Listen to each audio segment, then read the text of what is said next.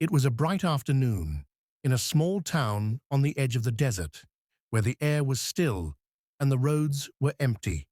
The sun beat down hard on the streets, casting long shadows from the buildings and the few trees that lined the sidewalks. For most, it was just another quiet day.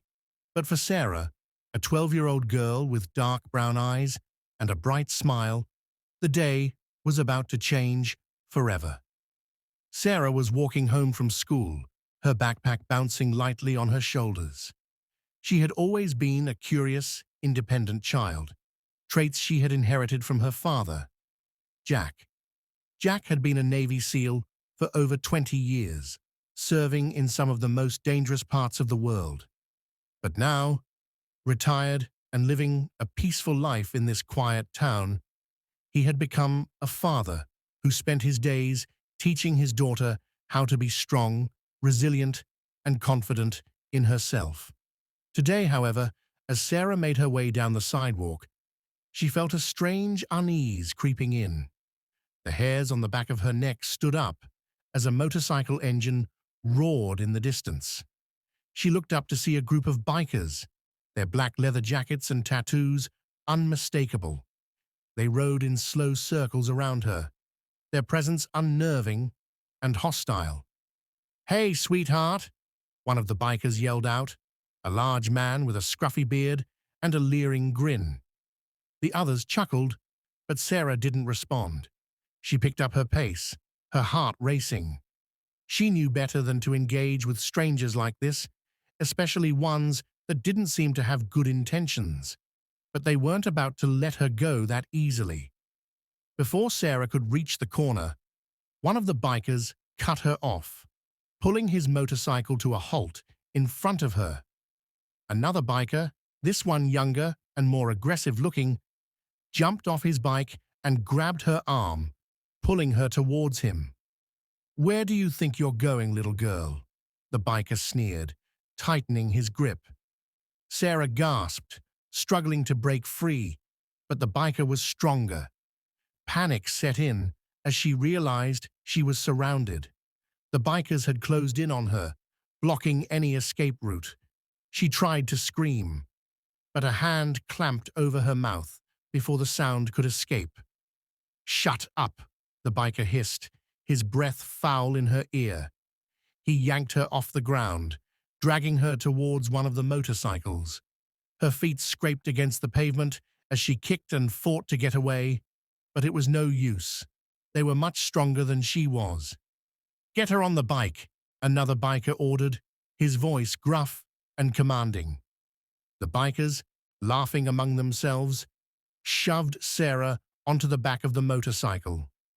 One of the bikers hopped behind her, holding her tightly in place as they revved the engine. Sarah's mind raced. She had to get away. She had to find a way to escape.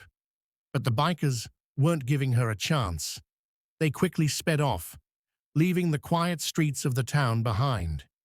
Sarah's heart pounded in her chest as she struggled against the grip of the man holding her. She knew one thing for sure. They were taking her far away from home. Meanwhile, Jack, Sarah's father, sat in the kitchen of their small home, going over some paperwork. He hadn't yet heard from Sarah, which was unusual. She always checked in with him when she got home. His instincts, honed through years of military training, started to kick in. Something didn't feel right. He tried calling her phone, but there was no answer.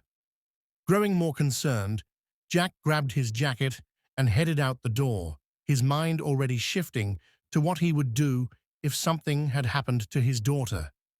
He had been trained for situations much worse than this, and he would not let anyone harm his child. As Jack approached the front door, he noticed a few bikers on the corner of the street.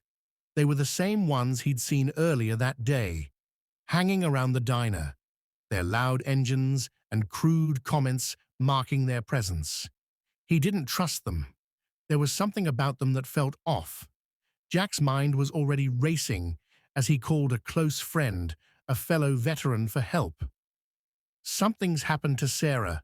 I need eyes on those bikers. We need to find out where they're taking her, and fast. Jack's mind raced as he hung up the phone with his old military contact. The man on the other end, a former intelligence officer, promised to have eyes on the bikers and would gather whatever information he could. But Jack knew this wasn't something he could afford to wait on. His daughter Sarah was in immediate danger, and time was ticking. Jack's training kicked in. He was no longer just a father, he was a Navy SEAL, and the skills he had honed for years were now being called upon to protect his daughter. His heart pounded as he sped toward the diner, the place where the bikers had last been seen. The small town had no police force to speak of, and Jack knew if he didn't act quickly, there would be no telling what might happen to Sarah. As he arrived at the diner, he noticed the bikes parked along the curb, still and silent, their engines turned off. His eyes scanned the area, instinctively looking for anything out of place. The hairs on the back of his neck stood up as he stepped out of the car. The atmosphere felt heavy, charged with the tension of something ominous just waiting to happen. Jack quickly dialed his military contact again, his voice steady but full of urgency. "I need to know where they're headed, now." His friend, a man who had once led special operations teams, promised to have an update for him in a few minutes. But Jack couldn't wait. He pulled out his phone and dialed a number he had hoped never to use, a number from his days in the Navy. He needed to get the situation under control before the bikers realized the mistake they had made by taking Sarah.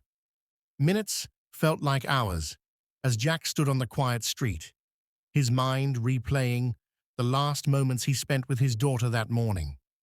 Sarah had been laughing, telling him about her day at school. Now, the thought of her being held against her will twisted Jack's stomach into knots. His phone buzzed, pulling him out of his thoughts. It was the call he had been waiting for. "They're headed east on Highway 14, his contact said. "There's a remote farm out there, an old shack they've been known to use as a hideout." Without hesitation, Jack slammed the phone down and climbed into his truck. His grip tightened on the steering wheel as he sped down the road, the engine roaring to life beneath him. His eyes scanned the road ahead, his mind fully focused on one thing: getting Sarah back. Jack's truck roared down the highway, tires screeching as he pushed the vehicle to its limits. The remote farm was still several miles away, but Jack could already feel the adrenaline coursing through his veins. His thoughts raced faster than the truck, visualizing every possible outcome, every tactic he might need. This wasn't just about getting his daughter back. It was about sending a message. As he neared the dirt road that led to the farm, Jack slowed down. His eyes scanned the area, every inch of the open land. There was no sign of the bikers yet, but he knew they were close. His military instincts were sharp, honed from years of covert missions. He needed to approach carefully.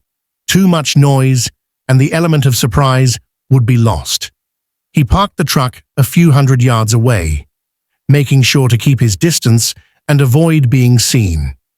Jack grabbed his duffel bag, pulling out a few essentials: a tactical flashlight, a sidearm, and his combat knife. As a retired Navy SEAL, he had plenty of tools at his disposal. He didn't need much. His training alone would get him through this. But there was one thing he would not allow: the bikers underestimating him, thinking they could control the situation. Jack crouched low, making his way toward the dilapidated shack where his daughter was being held. The area around the farm was overgrown with weeds, making it easy for him to stay hidden. As he got closer, he could hear voices. The bikers were laughing, hooting, and making loud remarks about their victory. They had no idea who they had messed with. From the shadows, Jack could see Sarah, sitting on the porch of the shack, her hands bound in front of her. Her face was pale, but she wasn't crying, she was waiting, and Jack could see that she was trying to stay strong. She had inherited his resilience, his ability to remain calm in the face of danger. Jack felt a surge of emotion, but he pushed it down. He couldn't afford distractions. He took a deep breath and moved toward the back of the shack. The bikers were too busy celebrating to notice his presence. He counted them, 5 of them, all standing around, some leaning on their bikes, others laughing loudly. It was clear they thought they were invincible. "Stay quiet," Jack ordered in a low voice, his tone icy. "If you want to live, stay quiet." The bikers obeyed without a word, each one realizing that they were no longer in control. Jack stood tall, his presence overwhelming. "You've made a big mistake," he said calmly. "Messing with my daughter was the last thing you'll ever do." With one last look at the bikers, Jack turned towards Sarah. She stood up slowly, her eyes wide in shock, but filled with relief. As he approached her, Jack's heart swelled with pride. His little girl was safe. "I told you I'd come for you," Jack said softly, cutting the ropes that bound her hands. Sarah looked up at him, her eyes full of gratitude and admiration. Without a word, she threw herself into his arms. "Thanks, Dad," she whispered, her voice trembling. Jack kissed her forehead and smiled. "I'll always protect you, Sarah. Always." As they made their way back to the truck, Jack knew the bikers would never cause trouble again. They had underestimated a Navy SEAL. But for him, this wasn't about revenge. It was about family, about protecting what mattered most.